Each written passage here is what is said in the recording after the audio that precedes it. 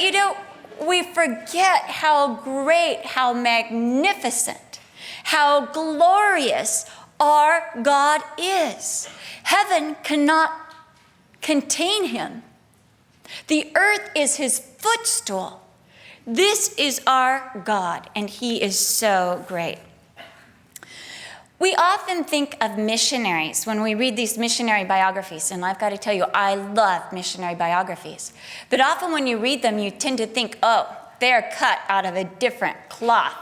I just read Heart Cry by our Lita Winston. It is so fantastic. But when you read about how her mother was so excited to live in the jungle with scorpions and bats and pythons and tigers and wild elephants and leopards, I was just like, Lord, thank you for calling me to Southern California. To think I complained about the rain. And we tend to think they were, they're of a different consistency. I was made out of dust, therefore I do not like scorpions or pythons.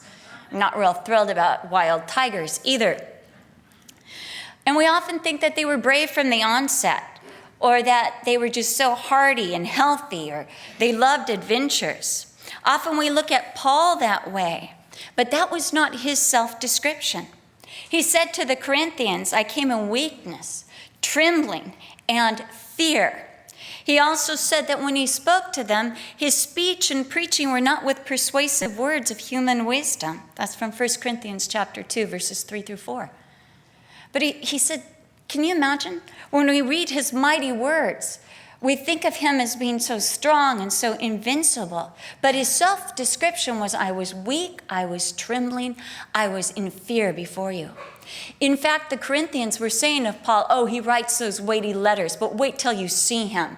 He just trembles and his Greek's not even that good.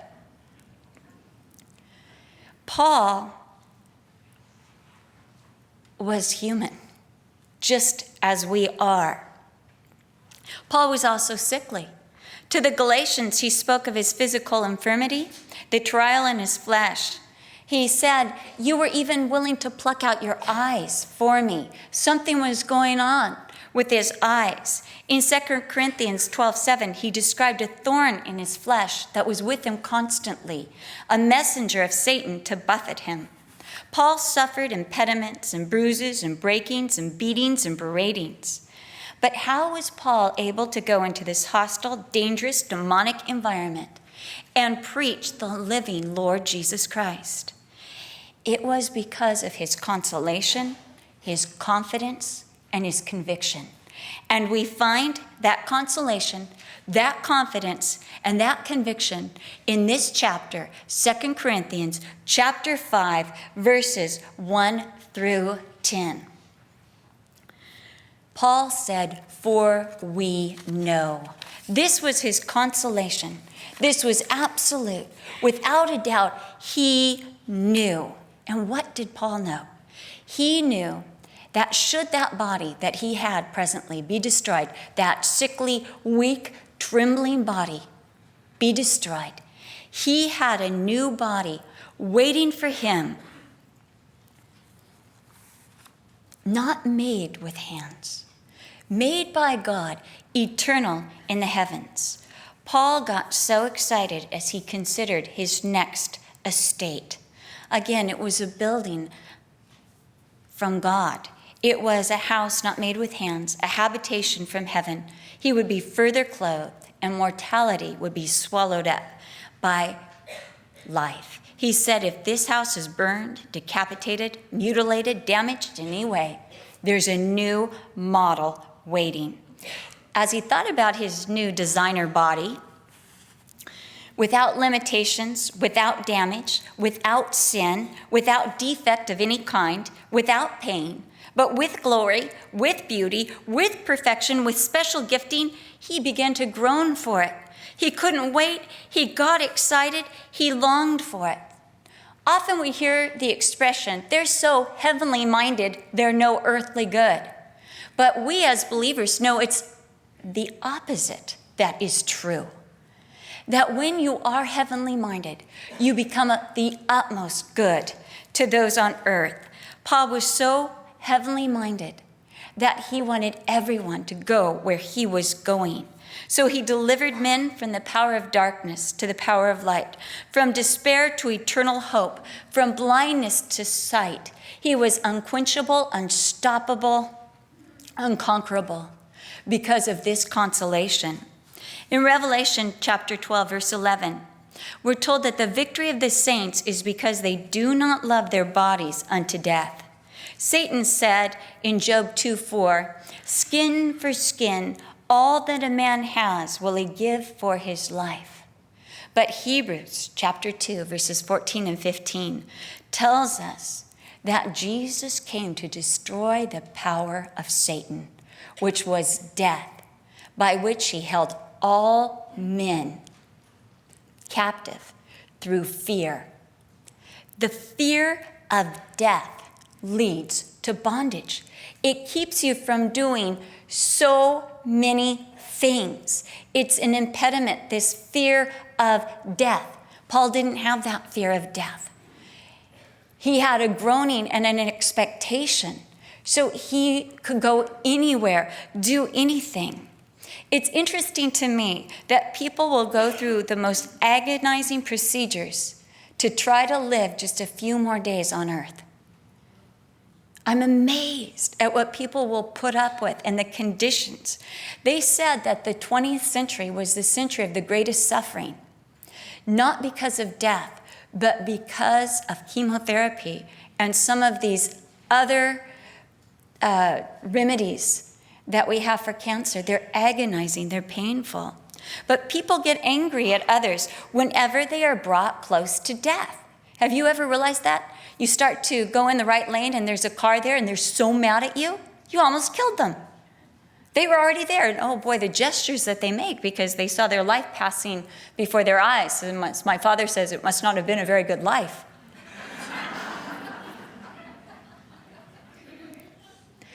But people get so angry when they're confronted with death.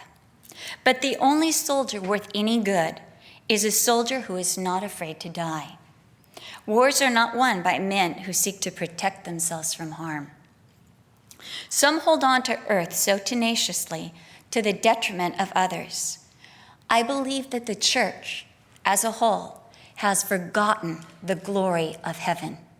I believe that Christians have forgotten the glory of heaven. They have forgotten their destiny. That's why we get so upset when we see this planet and this nation moving towards the culmination of all things. When we see everything being set up for the tribulation, when we hear about these chips that are being embedded into people's skin, and we see everything leading up to what will happen in the tribulation, the EU, people get upset. You're saying, why are you upset?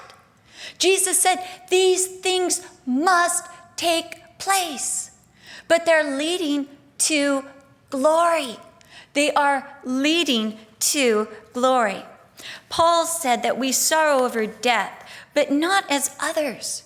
The world sorrows because life is over.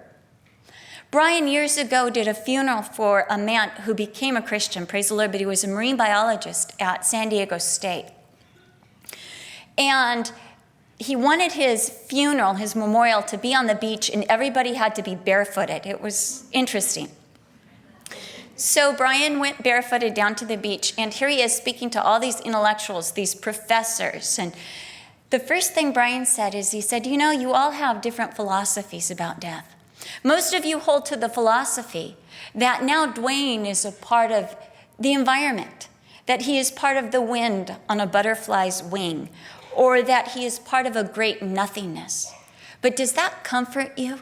You knew him. You knew his personality. You knew his passions. Are you comforted by that? You're not, are you? It does you no good right now. But I'm going to tell you a message of life. Dwayne is alive. And in your hearts, you all know that he is alive right now.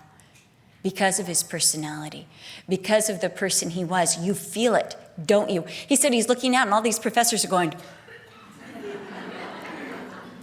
That night, Brian was up till 1 o'clock fielding calls from these different professors as they called and said, I'm not okay with death leading to nothingness. I like your hope. I like what you said. The brother of the man who died, he called Brian right after that and said, I have had like 20 calls. We had so many of those professors show up at our church. It was just this amazing thing. Because, nobody is content with the idea of becoming nothingness. I know Theodore Rothke was a very influential poet, but, his poetry leaves me depressed. If I'm just a part of the elements, I'm a part of the moisture in the air. When I die, what is that? What is it? One droplet with personality? Hey, we've got personality. We do. We have something in us that's so alive, that likes to talk and to communicate. And often our bodies cannot communicate who we really are, especially as they're aging. But we sorrow, but not like those in this world that have no hope. We sorrow because we're going to miss that person until the day that we get to say hello again. I remember standing around EC's bed at the hospital, and all of a sudden the Lord quickening my heart, saying, Cheryl, it's time to say goodbye to EC. And I remember when EC used to come over from Arizona, it would be all elation. It would be so exciting. We just couldn't wait. I would ask my mom every 10 seconds, how much further? How long till EC gets here? And there were no cell phones then, so we couldn't really quite gauge the time. And EC was one of those people that loved to stop at Hadley's and pick up all sorts of butter mints and good things. And she always came with Sody Pop. And we just couldn't wait for EC to get there. And she would get there, and it would just be wonderful. She was so sweet. She was so exciting. Here she is. She's 70 years old, and we can't wait for her to come, because that's when life gets fun. But when it was time for EC to leave, and she was driving back to Arizona, we would be crying. We would be inconsolable. We just couldn't wait till the next time that we would see EC again. And it just seemed like torture to watch her Lincoln Continental drive away and to know it was going to be a long time. And I remember that day, as I was in Arizona, as I was standing by her bed in the hospital, and I thought about how hard it had always been to say goodbye to EC. And I said, EC, I love you. And this is so hard, but I'm going to say goodbye, but I'll see you at Thanksgiving, the great Thanksgiving in heaven. And I just want to say goodbye. Go see Jesus. Then my mom said goodbye to EC, and she began to pour out her heart and tell EC what a great sister she was and how much she was going to miss her. And then my sister, and then my brothers, and then my father. And when we finished, EC, who was in a coma, literally said, Hallelujah! And we were like, what was that? We're all like, because we're, closing our eyes, we're all opening them going, did she say hallelujah? She did. And she was still asleep. But heaven is waiting. And we sorrow just because we miss people, because there's going to be this time. But we're going to be reunited. And when we're reunited, they are going to be glorious. They're going to be in their new bodies. And we're going to be in our new bodies. But we're told in the scriptures that we will know each other even as we are known. I won't say, now, what was your name? Grandma? Oh my goodness! I hardly recognized you. I mean, you look my age. No. I will know. I will know. But, there won't be any of this. Why did you do that to me when I was 6 years old? I really liked you. There's none of that we'll remember. No bad memories at all. We'll only remember the glorious, and we will know even as we are known. I believe we will know each other because this new body will so express the glory of what Christ was doing in us and the personality that he created in us. What a great consolation. I had a friend named Darlene who died. She was only 38 years old. And when my friend went to check on her because she'd been talking to her mother-in-law on the phone and just went silent, her mother-in-law got scared. She called my friend Sherry. My friend Sherry went to the house. And Darlene was there, and she had the phone cradled in her hand, and she had a huge smile on her face. So much so that Sherry's son, who was with her, said, "She's faking it. Look at her. She's faking it. Wake her up." But she wasn't faking it. But the smile was so big, and she looked so serene and so blessed. Sherry turned to her son and said, "No, she saw Jesus. That's why you see this smile." We had this couple in England that we just absolutely adored, Charlie and Sheena. Charlie was a postman for the UK postal system.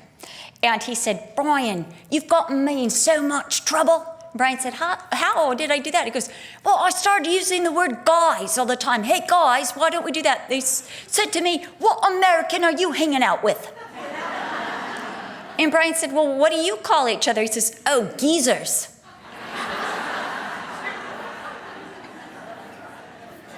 Charlie and Sheena were just one of our favorite couples. They would come with their grandson, Kyle, and Sheena would say, show Cheryl your wobbly, show Cheryl your wobbly, and he would open his mouth and show me his loose tooth. And I'd be like, "Oh, Kyle, you have a wobbly."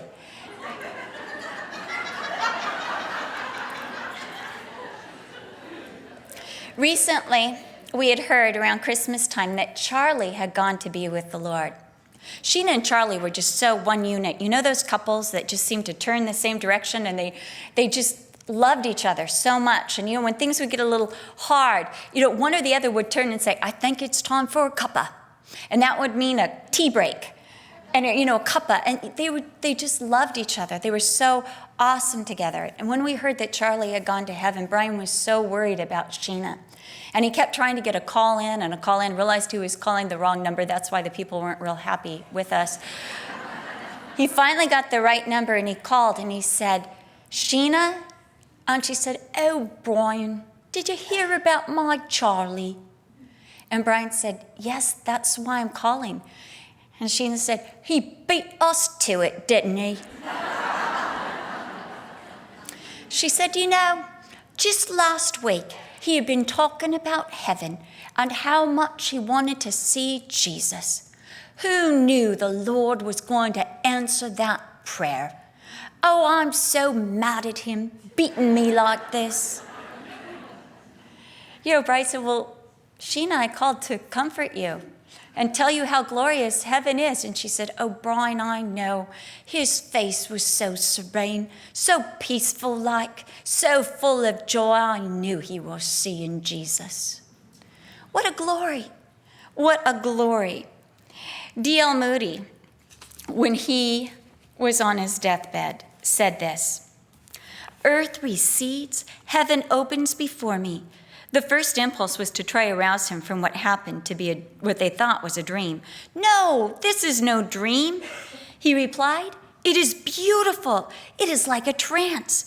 If this is death, it is sweet. There is no valley here. God is calling me, and I must go.'" Mrs. C.H. Spurgeon said this, "When near the end, she clasped her feeble hands together, and her face aglow with a heavenly radiance. She exclaimed, 'Blessed Jesus, blessed Jesus, I can see the King in his glory.' And with that, she went to be with her King." Believers, do you know that there is a designer body waiting for you? All of earth is corrupted. The greatest beauty is marred. I don't know, for those of you who are my age and older, there's a joke that goes, "What is going 10, 9, 8, 7, 6, 5, 4, 3, 2, 1? Bo Derek, aging.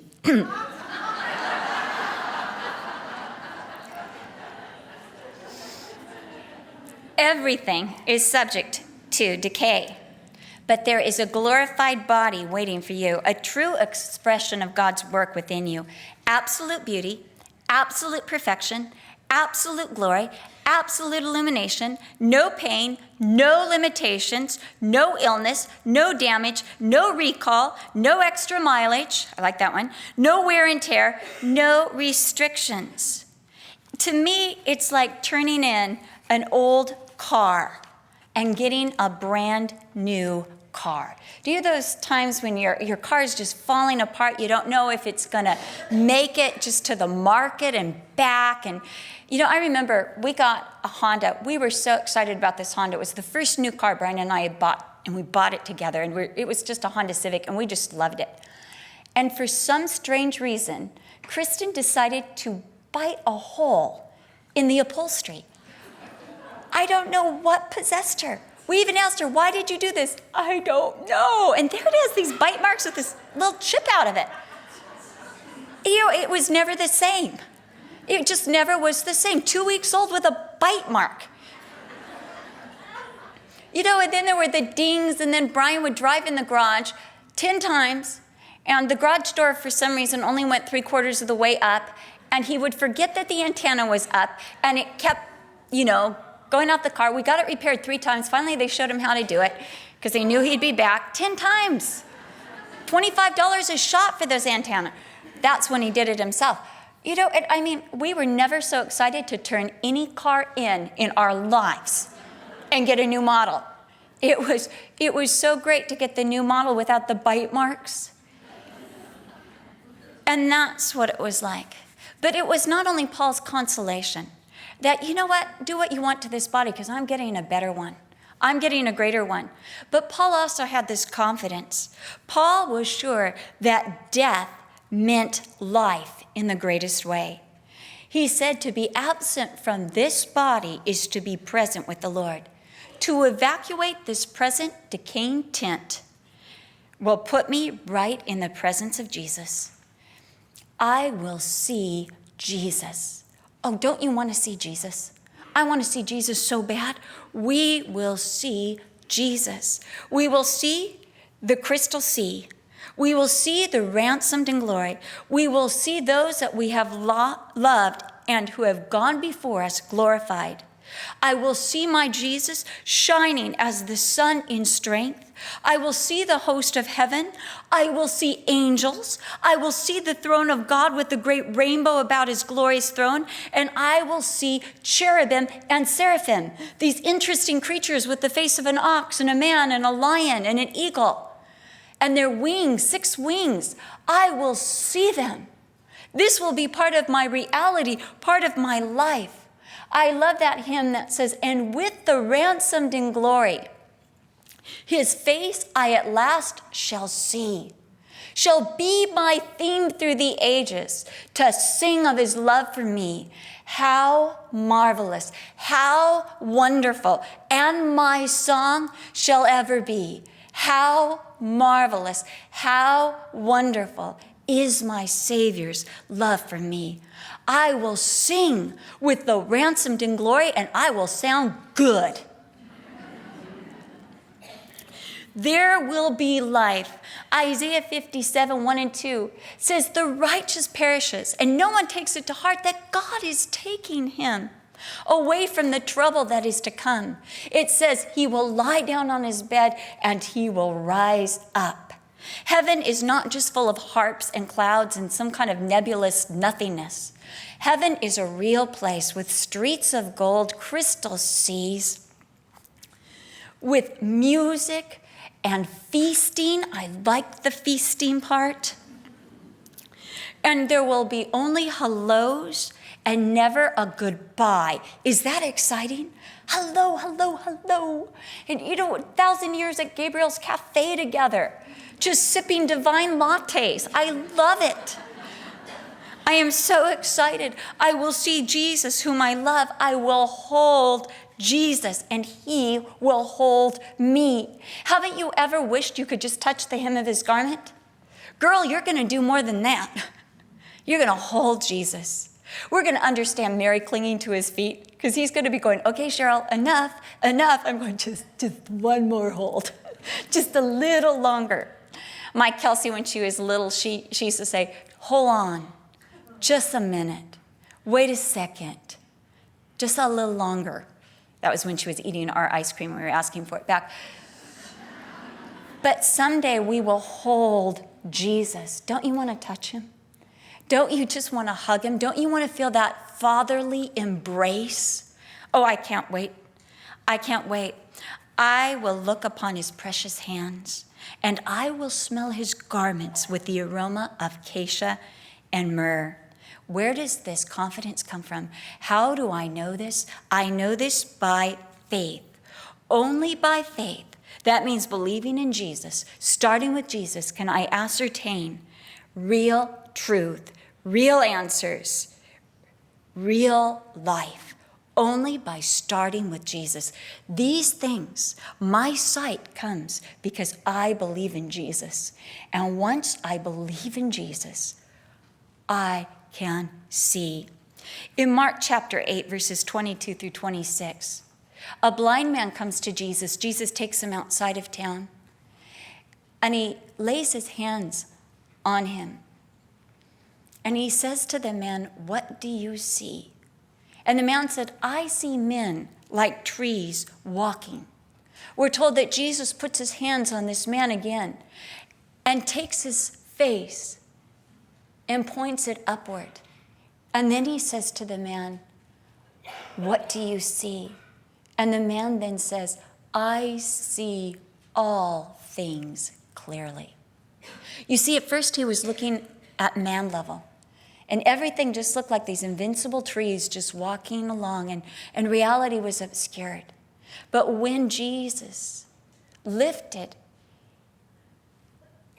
his eyes and his face, then the man could see all things clearly. When we look at Jesus, when we start with Jesus, we can see all things clearly. That is faith. It is only when we look up expectantly to Jesus that we can see things clearly. The object of faith is Jesus. The objective of faith is the will of God, not my will, but the will of God, because faith says, "Lord, your will is best." Something interesting to me, and it's kind of exciting, because today you can see Catalina. Isn't that so exciting? Only 28 miles off the coast. But 350 days of the year, you cannot see Catalina. Is that not true? And yet, is Catalina ever gone? I mean, does Catalina say, "Hey, I'm going to swim to Hawaii, I'll be back in a week"? No, Catalina is always there. But sometimes it is so clear, you can see it, you can even see the little isthmus. And other times, you can't see Catalina at all. I love today because you look up and you can see snow-capped mountains. Aren't they gorgeous? But we can't always see them, can we? Sometimes it just looks like, we live in a great nothingness that just continues forever. And with these mountains and smog. And sometimes smog and haze and clouds, they mar our vista so that we cannot see Catalina and we cannot see the mountains. But you know what? The reality is Catalina is always there. Only 28 miles away. Those mountains are always there, just an hour and a half away. They're always there, but we can't always see them. It's the same with faith. Heaven is always there. It doesn't go and come back, recede, and come closer. Heaven is a constant. It is always there. It is always waiting. And there are some times when it's so real, just glimpses of heaven, and it's like, "Oh, heaven!" And it's gone that second. You're like, "Bring it back. Let me see again." But it's always there. Though 350 days, you can't see it. It's still there, a reality. I love this song by Spafford, where it says, "Lord, haste the day when faith shall be sight, the clouds be rolled back like a scroll, the trumpet shall sound, and the Lord shall descend. Even so, it is well with my soul." Oh, someday, faith will be sight. these things that we believe in through Jesus, these things that we are confident in through Jesus, these things that we take our consolation in through Jesus, will be our only reality. They will be right there. Gabriel, the seraphim, the cherubim, they'll be part of everyday life. Is that amazing? Hi, seraphim. Hi, cherubim. Hi, Michael. It'll just be, hi, Grandma. It will just be life, and it will be absolutely glorious. Oh, Paul was so excited about this. This gave him such confidence, such boldness to share the gospel. But there's one more thing.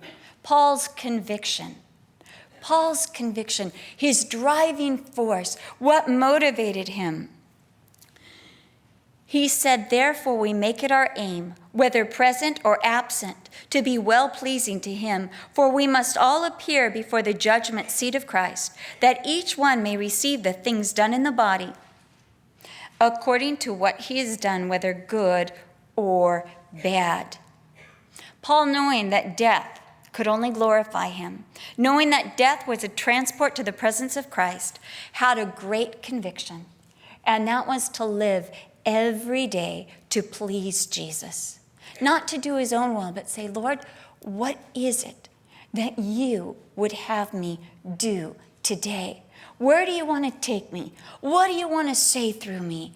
What do you want to do today, Lord? Because I want to walk with you, and I want to bless, and I want to please you.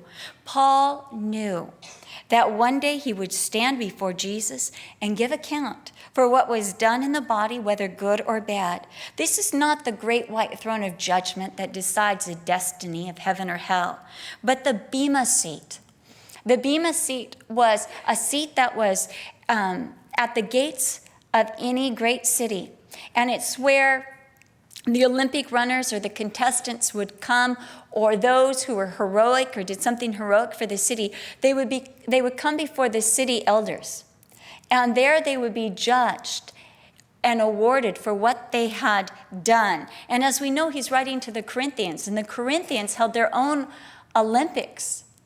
And they had this Bema Seat. I have been there. I have seen the Bema Seat. It does not look like it used to look. It looks like a wall, but it says Bema right there. But this is where they would come to receive their rewards. Brian was doing the radio, and this man called in and he said, what is Bema Seat? And Brian said, what? He said, what's the Bema Seat?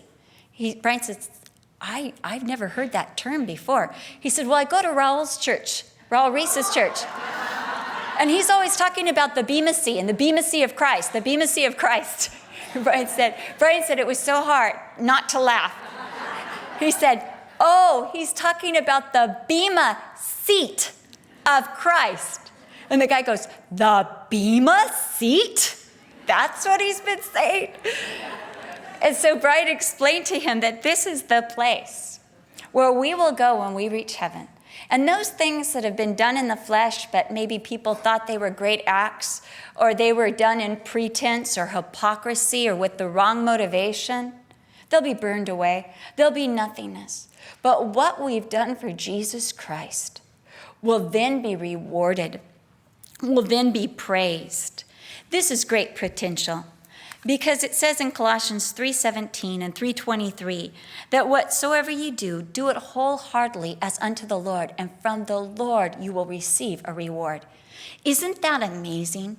That we can take the most mundane things and do them for the glory of God. You know, we tend to do these things for the glory of ourselves, don't we? I'm washing the dishes, and nobody knows how hard it is to wash these dishes. They just leave them all over because I'm the great slave of the house. And we can have just the worst attitude about doing the dishes. I mean, I have to say, I never take joy finding a cup that has half of a protein shake that is a week old in my children's bathroom. You know, it looks like a science experiment.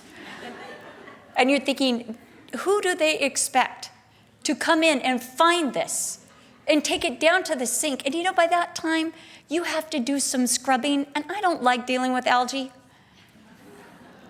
or mold or spores. They were never meant to be a part of my life. I was in the humanities department, not the biomed department. I'll write about spores. I just don't want to see them. And, we can have these attitudes, or we can do it for Jesus, and we can get a reward. Yes, you can say, I'm taking an algae shake, and I'm going to pour it out. I'm going to clean this cup, and Lord, I'm going to do it for you. We can do the dishes for Jesus, and we can take joy in doing the dishes for Jesus. We can accept a slight for Jesus. We can forgive for Jesus' sake. As it says in Ephesians 4:32, be kind one to another, tender-hearted and forgiving, even as God for Christ's sake has forgiven us. We can forgive because Jesus has forgiven us, and there's a great reward waiting for that.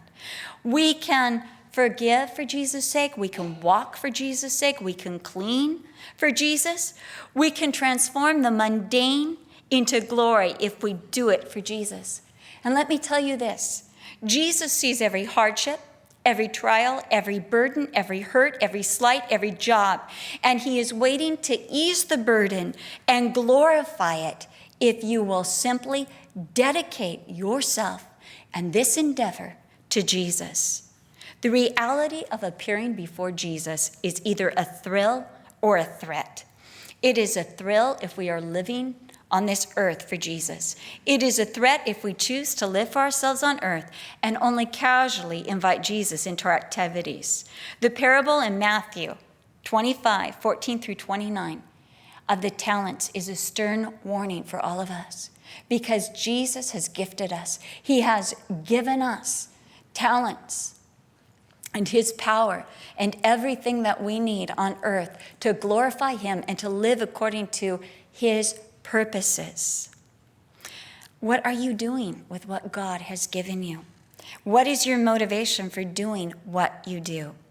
C.S. Lewis speaks of this event, the Bema Seat of Christ, and this is what he says.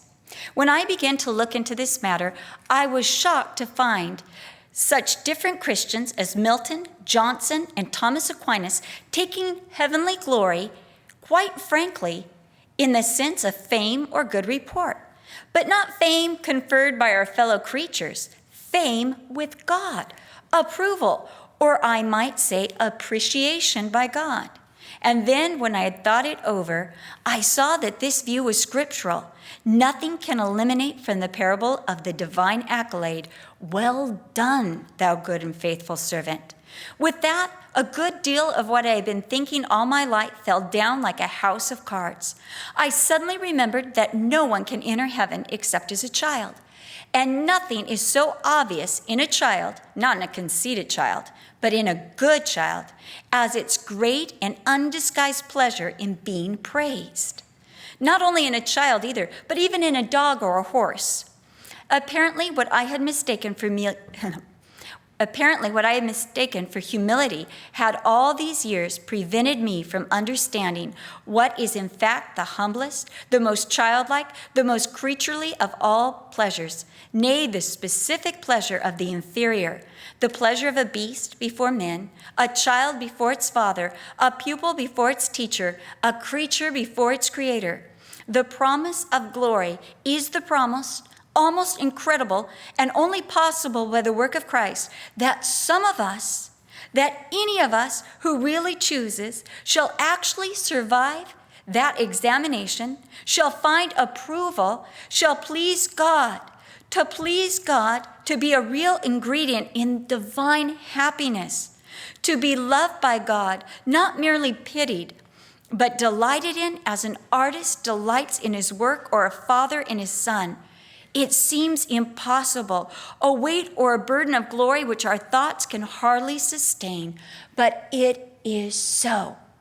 Can you imagine being before the Bema Seat and Jesus saying, well done, well done. You loved your husband. You loved your children. You washed those dishes on February 7th. Well done.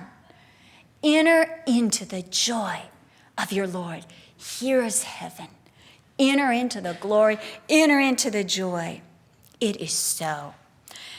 We are destined for glory, a glory so awesome that if we understood it now, we would all be daredevils. This glory is so great, it is to be our motivation to fully live for Jesus, to dedicate all that we do to Christ. Heaven is a promotion. Take Paul's consolation. You're getting a new body. Make Paul's confidence your own. To be absent from this body is to be present with the Lord. Embrace Paul's conviction that we will stand before Christ, and we must do all that we do to please the one that loved us, died for us, and rose for our justification, and ever lives to make intercession for us. Girls, we are bound for glory. Let's pray. Lord, these truths are so magnificent, and yet they are so real. They are so true. They are so good, so majestic, so wonderful. Lord, will you burn in our hearts the glory of what awaits us? Lord, may we be so heavenly minded that we are of the utmost good for you on this earth. Oh Lord, work in us your glory in Jesus' name. Amen.